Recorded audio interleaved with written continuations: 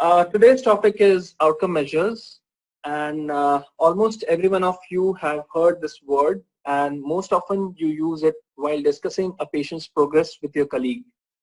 You have used it in your case presentations in your post-graduation, and you have also used it in your thesis for quantifying change. Now, if all of you have looked at journal article, I want you to imagine the place of the outcome measures. Mostly it is included after you have described your methodology. But always remember that methodology also depends on your outcome measures. Now, many of us like to talk with respect to patient's outcome. However, it is not only used for knowing the intervention or quantifying the efficacy of intervention, but it is also used to classify or grade a condition, which I would be discussing in the coming slides.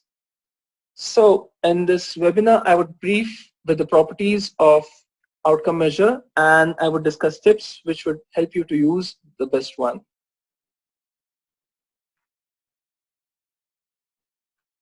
Now, physiotherapy is relatively new in comparison to other branches in medicine, and this makes us to be more accountable and professional.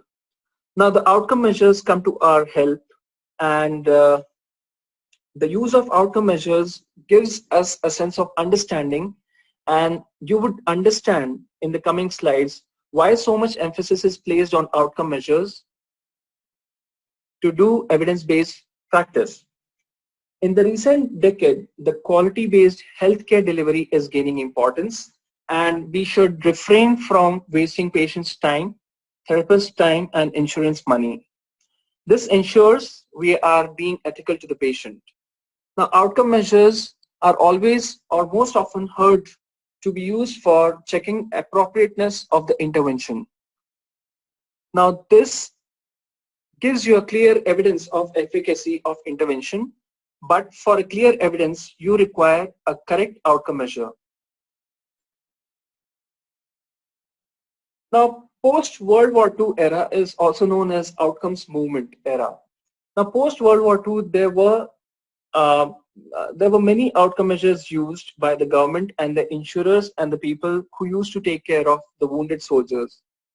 In the World War, there were too many soldiers to be rehabilitated, and the government thought of cost containment, but at the same time, they wanted to preserve the quality of care. And it was just not possible to provide quality healthcare to all of them. So quality care, while cost contained, limits the delivery of the healthcare. Now, these outcome measures were used. They were used by the government and the insuring agencies, and this led to a flow of information from the patients, healthcare professionals, to the government on daily basis. Now, this increased the accountability and brought into the picture a balance between the quality of the healthcare given and the amount of money which has been paid by the insurance. Now, this also meant that time and resource management became the drivers of outcome movement.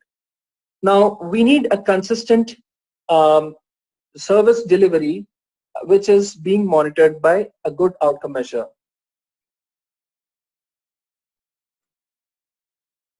If you go to the dictionary meaning of outcome measures, it means visible or practical result. It also means assessment of a disease or an injury or the recovery which you want to measure, and you want to also discriminate between the stages of the disease in question. The outcome measures are some kind of health status and are broadly discussed under health status measurement. Now, when we come to the definition of health status measurement, it is defined as a direct measure of some aspect of the health in which improvement is sought, whether or not its relationship to any intervention, social or environmental circumstance is understood. Now, the example which I want to give here is about infants' mortality rate and maternal mortality rate. Now, these examples are easier than the physiotherapy example. In short, it just tells you how many infant and mother get quality health care while delivery. Now, outcome measures show change in status of health condition and are largely attributed for quality of care. Now we want to know the life expectancy of the child.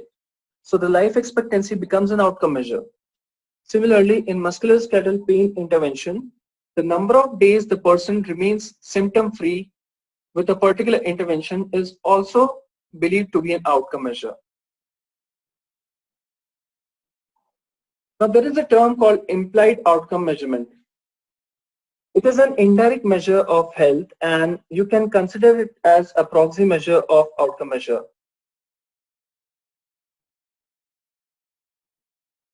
The best example of this type can be the immunization coverage or the disability survey or coverage of a screening program of proven effectiveness. Most of the time in physiotherapy, we have committee-based programs where we do a camp and we count the number of people coming to the camp. You can also take the example of a polio immunization program, which is of proven effectiveness, and the number of people who are immunized also indicates the success of the program. Now, implied outcome measurement can also include what you may call or describe as functional status measurement or a quality of life measurement.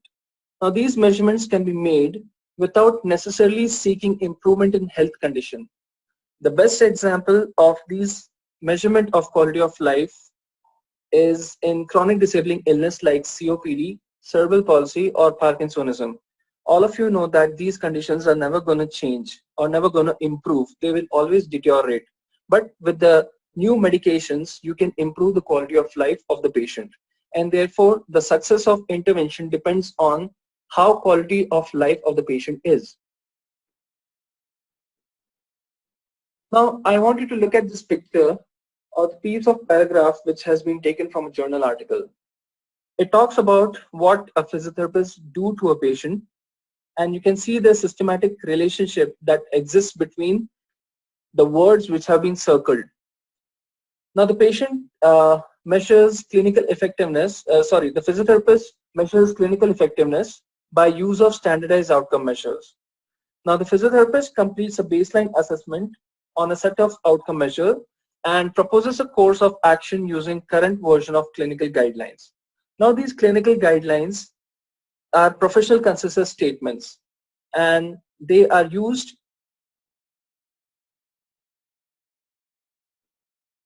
for clinical effectiveness.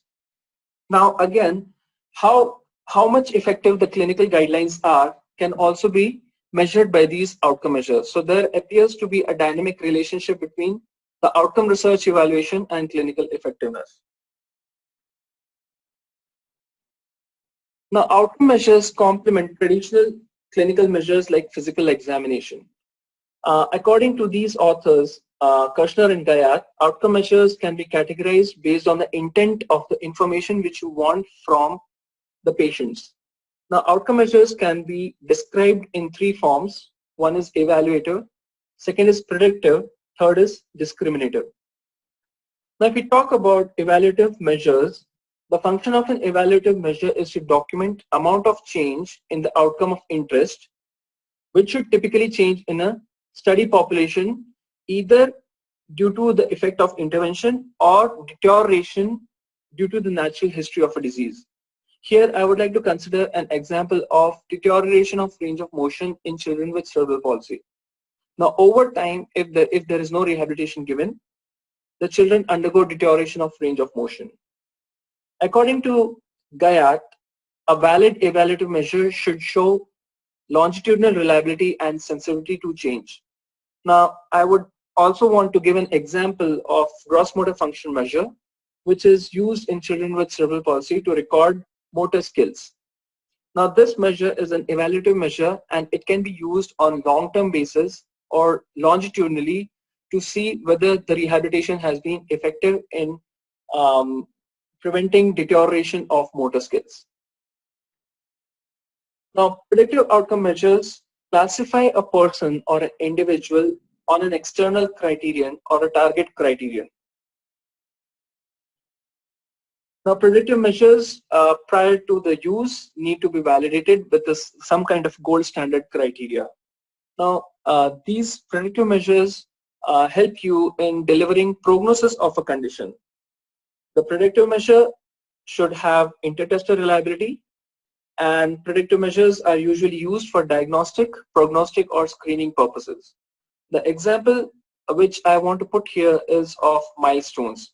Whenever a child comes to you, you first check the child's developmental um, the milestones which have been achieved by the patient, and you compare these present milestones with the milestones given in the book. So these milestones which are given in the book form the criteria, and the milestones which you check in the baby are your predictive outcomes. And you compare these two and find out whether the baby is having a developmental delay or not. Now, when we talk about discriminative outcome measure, in contrast to evaluative and predictive measures, this measure quantifies difference within a particular category of patients, or differentiates between the individuals of the same diagnostic category. If you have heard of gross motor function classification system, you would know that it is used in individuals with cerebral palsy, and it is used to classify individuals with cerebral palsy having different gross motor capacities. Now, the discriminative instruments should be reliable, and they need not be responsive, as they are not required to show changes over time, because their function is only to categorize based on the deficit in the gross motor functioning in children with cerebral palsy or individuals with cerebral palsy. Now, when you consider the above taxonomy of outcome measures, you can choose appropriate psychometric procedure to compute psychometric properties of these outcome measures. Now, I'll talk about psychometric properties later.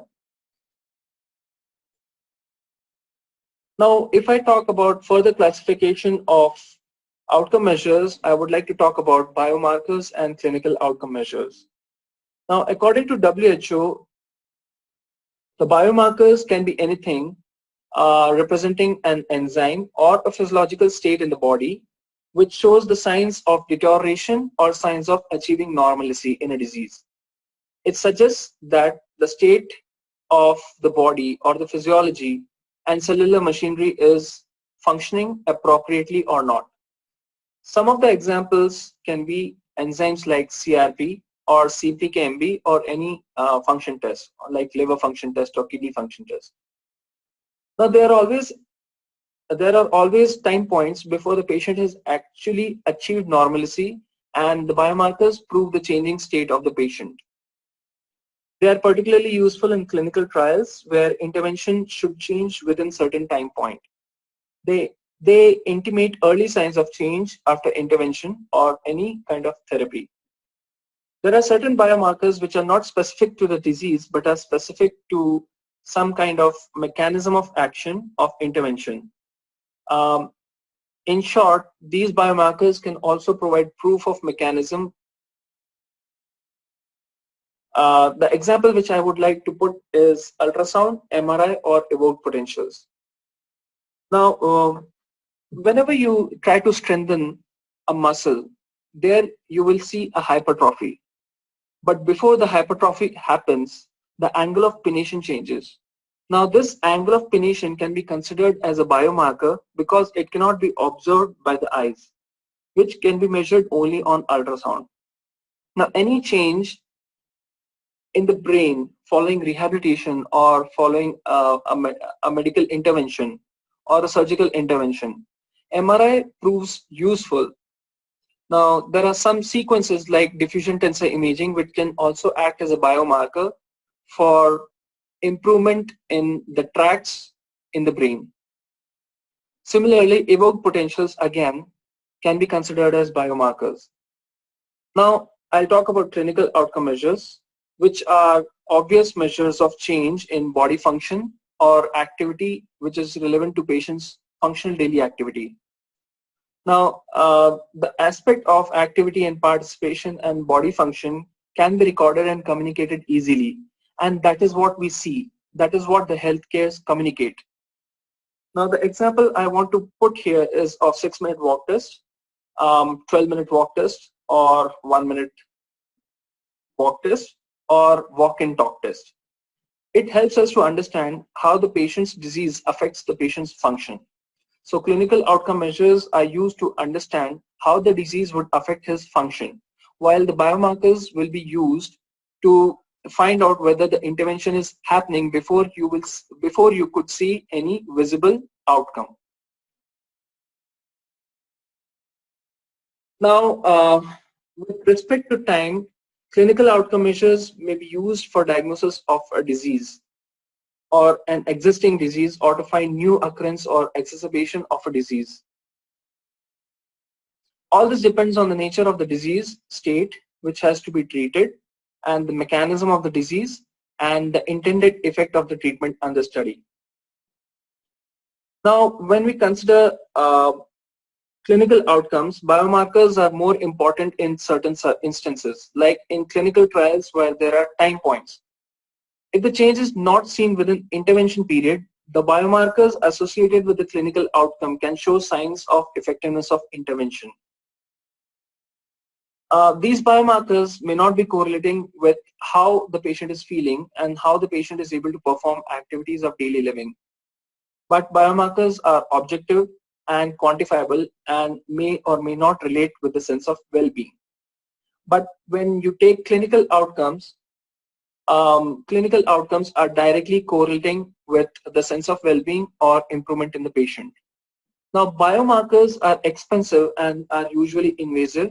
And since we have a referral system of medicine in India, the physiotherapists require a referral from a competent physician.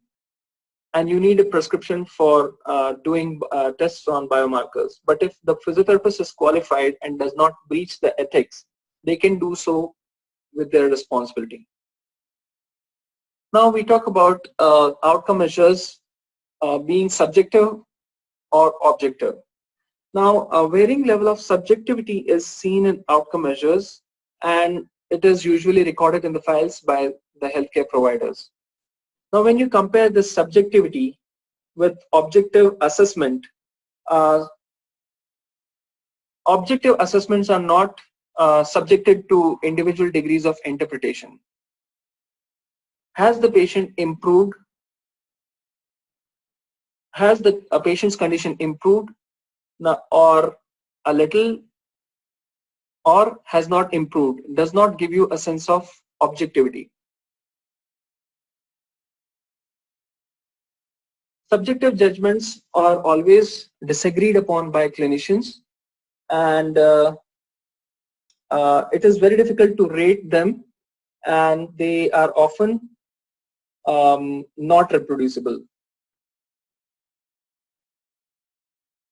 Now, when you're trying to understand clinical outcomes, I would talk about clinical outcome assessments, which was given by FDA, that is Food and Drug Administration, USA, and they considered outcome measures that may be considered for quantification of intervention and to be used in clinical trials, and for increasing the reliability of assessments within a specific context of rehabilitation development or drug development.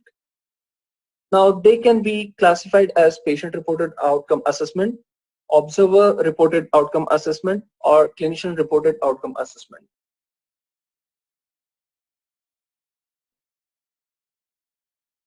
Now, patient-reported outcome assessment, in this kind of measurement, the measurement report comes directly from the patient about whatever aspects or whatever the health condition the patient has got. Now, patient-reported outcomes are recorded without change or without any interpretation of patient's response by the clinician or the other observer. Patient-reported outcome measurement can be recorded directly or can be recorded by the interviewer, provided that interviewer records patient's response exactly, like how we take history from the patient and we write the history in the same language as of the patient, and we do not try to put in medical words in the history. The second one is observer-reported outcome assessment. Here in this assessment, the observer who does not have a background or a professional training usually gives the information. That is, he or she is a non-clinician observer. They can be teacher or caregiver, and they are usually giving reports when the patient is unable to self-report. That is, patient can be infant or young child. Now, observer reported outcome assessment should only be used in reporting of observable concepts like signs or behavior. They cannot be used to assess a symptom, that is pain. Teacher cannot report or caregiver cannot report about how much pain the child has. Then coming down to the last, clinical outcome assessment. It is clinician reported outcome assessment, and it is done by a caregiver. And it is, it is done by a healthcare professional who has professional training. Now we have talked about the outcome assessments. Now we'll talk about the endpoints, that is when they should be applied. And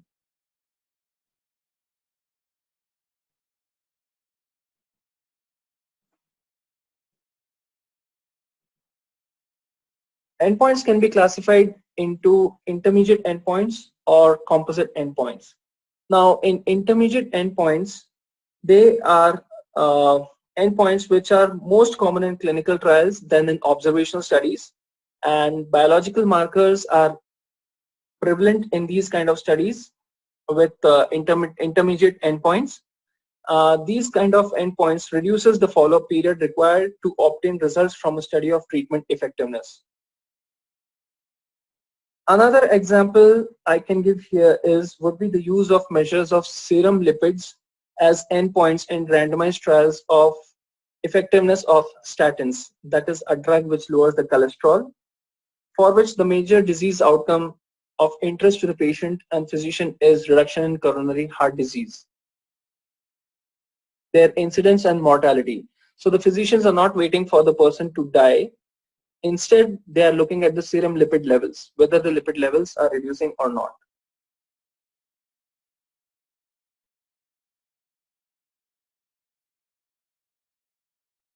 I'm sorry, I think I have made a mistake in these slides. I have written the same content for intermediate endpoints and composite endpoints. I'll rectify that. Now, when I talk about composite endpoints, there are some clinical outcomes which are composed at series and are referred to as composite endpoints. A composite endpoint is used when an individual event is very rare, and it is making sense if you cover these rare instances along with observable changes or observable outcomes. These composite endpoints improve the study power or increase the study power. Now the example I would like to give here can be of coronary artery disease and their stenting. So now in cardiac illnesses or any disease affecting the heart, there are multiple endpoints.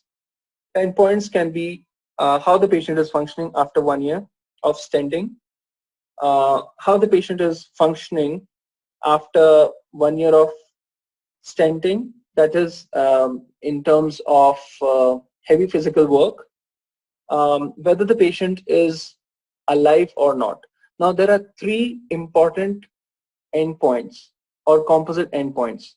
Now they are very complex and it should not be used unless you are proficient in them, interpreting in them. The composite endpoint will occur more frequently than individual components and it is therefore very complex. Now the complexity associated with them are the complexity of interpretation, because one operational definition of composite outcome may involve safety. The second composite outcome may involve effectiveness, and sometimes the third operational definition of composite endpoint can be both safety and effectiveness. So it is usually not chosen in rehabilitation studies.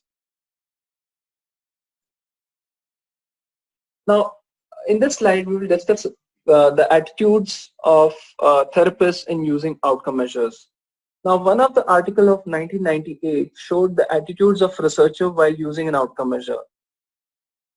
This historical data suggests that 52% of people did not use outcome measure because there was lack of time.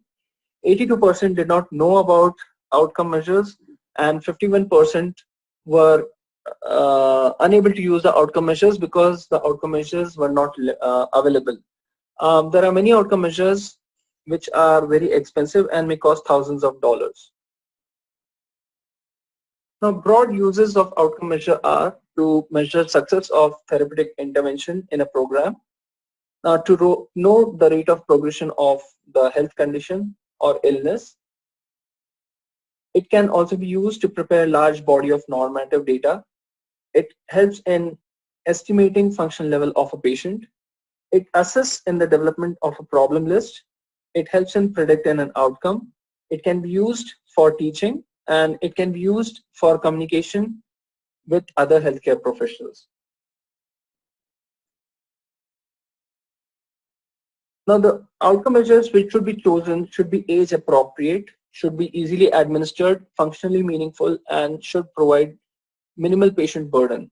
Why age appropriate? Because there are different outcome measures developed for adults and different outcome measures for children. Children are not young adults, and therefore their physiology is different. The example which we can take here is you cannot use visual analog scale with children, but you have to use children's faces pain scale to measure pain in children. Second point is easily administered. Biases usually sets in if the outcome measure is too tiring or boring or monotonous.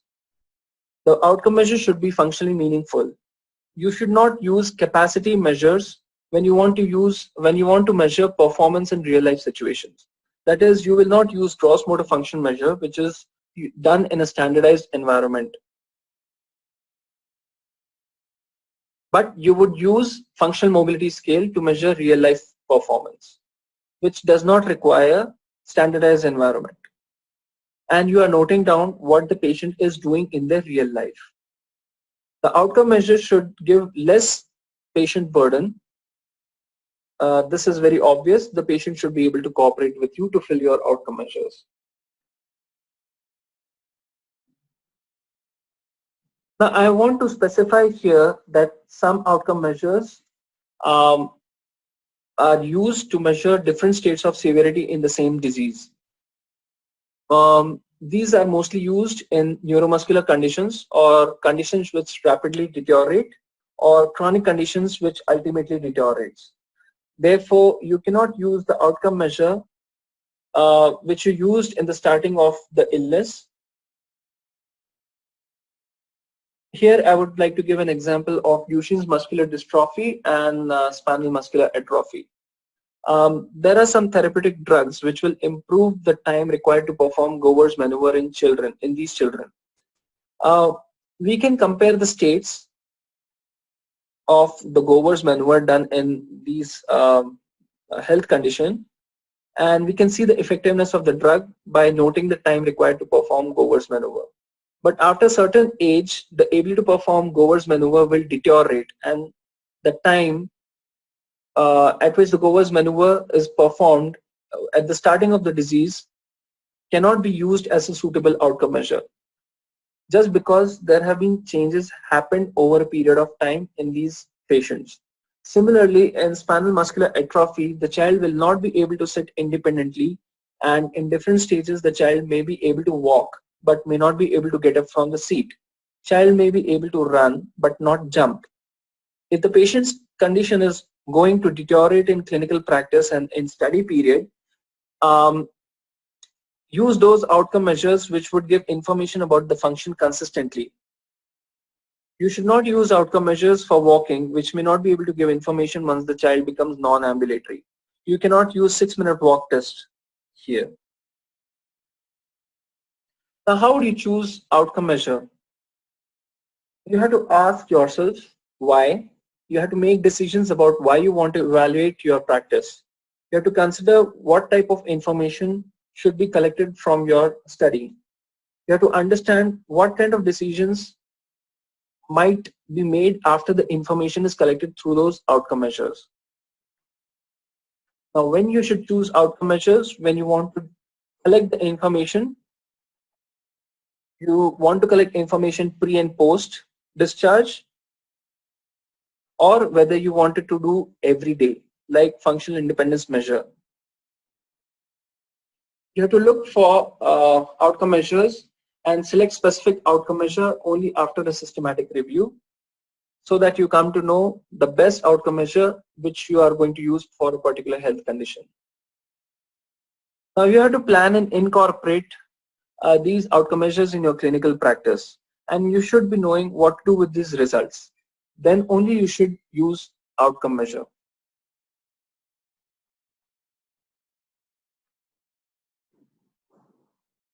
Now these outcome measures will evaluate your practice and it will provide the information you need.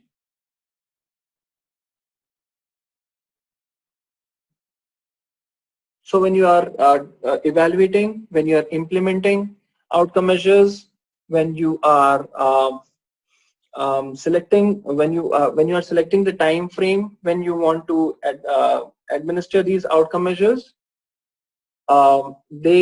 these are the points which will help you to choose the outcome measures after doing a systematic review. Now, properties which you should be knowing before using an outcome measure are the psychometric properties. These are reliability, validity, and responsiveness. A measure is said to be reliable when consistent results are obtained, when they are applied to the same subjects who are stable over time. That is when no change is expected. Now, reliability is usually reported as internal consistency reliability and test-retest coefficients. The statistics which is used for reliability are kappa statistics, ICCs, and they estimate inter-rater reliability and agreement between the ratings. Cronbach's alpha is also used a measure of reliability when the measurement is made on categorical variables or categorical scale. Now, another name which is given to reliability is reproducibility or stability. Now, reproducibility or stability of responses is ascertained to measure consistency of repeated responses over time or consistency of score between two raters at single time point. Now, they are represented in terms of standard error of measurement, coefficient of variation. Usually these give the stability of responses. Now, reliability of response or error associated with measurement can be computed by calculating standard deviation or measurement error or SEM. Standard error of measurement measures the variation in observed score due to measurement error, and it is represented in the same units of measurement. Standard error of measurement enables us to identify the range of scores when the true scores would be present. Lower the standard error of measurement, greater is the reliability. Coefficient of variation is a measure of variability or response stability which allows comparison between variation in the variables expressed in different units. Now, coefficient of variation are useful for comparing reliability between two different measures. Now, you may have oxygen consumption and you may have energy expenditure which is based on heart rate. Now, you want to find out which one is more variable. You will use coefficient of variation and find out which outcome measure is sensitive to change. In my case, in my example, oxygen consumption measures are more sensitive to change than heart rate based measures. Now, the next psychometric measure which we talk about is validity, and validity is the extent to which a tool measures what it intends to measure. Now, it is necessary to review the instruments for their validity prior to their use. The most commonly used validity measure is construct validity, which incorporates content and criterion validity. Now, construct validity is a term which denotes evaluation of a measure, and it measures a theoretical construct on a scale. When items on a scale or a health measure collects most relevant data over the domains it is intended to measure, then the measure is said to have good content validity. The purpose of content validity is to ascertain items' ability to accurately record what the scale is supposed to record. Criterion validity reflects a relationship between the measure in use and already established measure, that is a gold standard.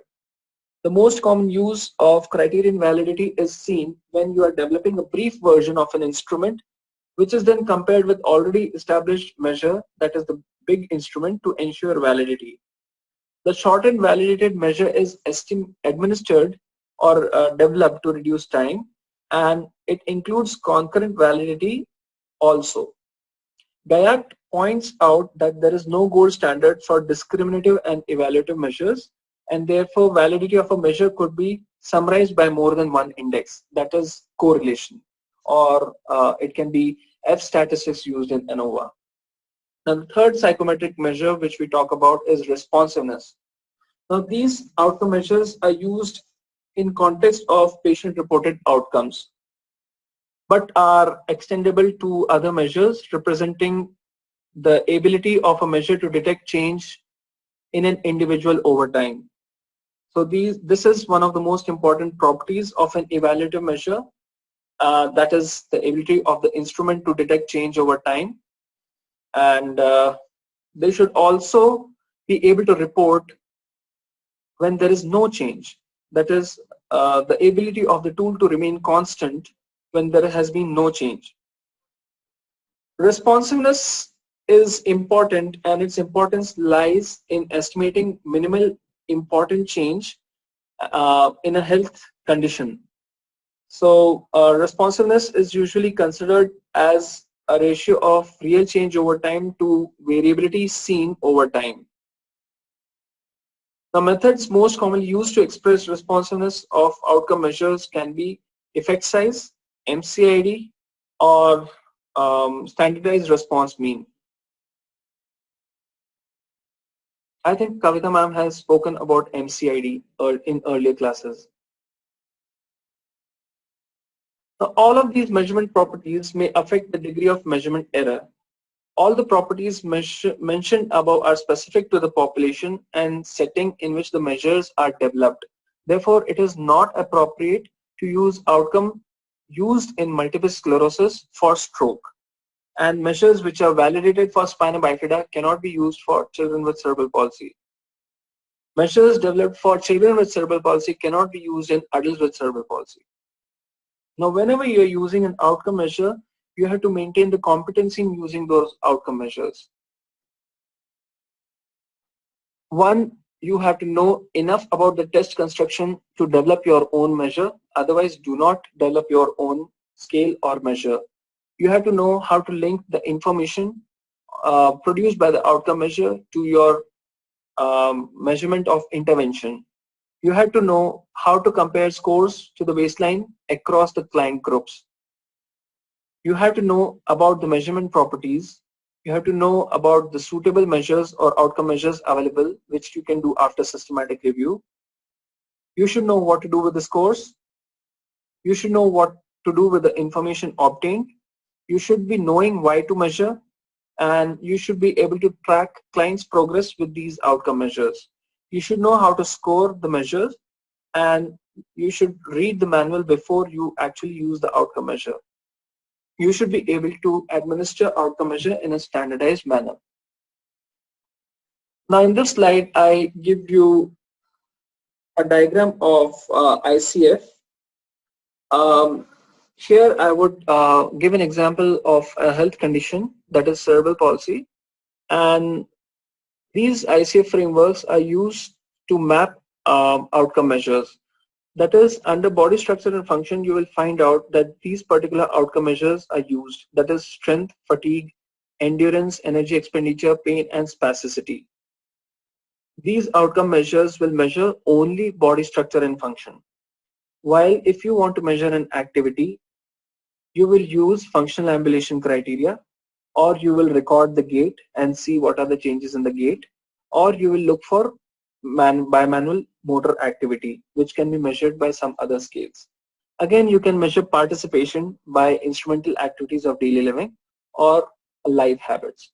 Now, all these domains of ICF demonstrate a feature called as quality of life.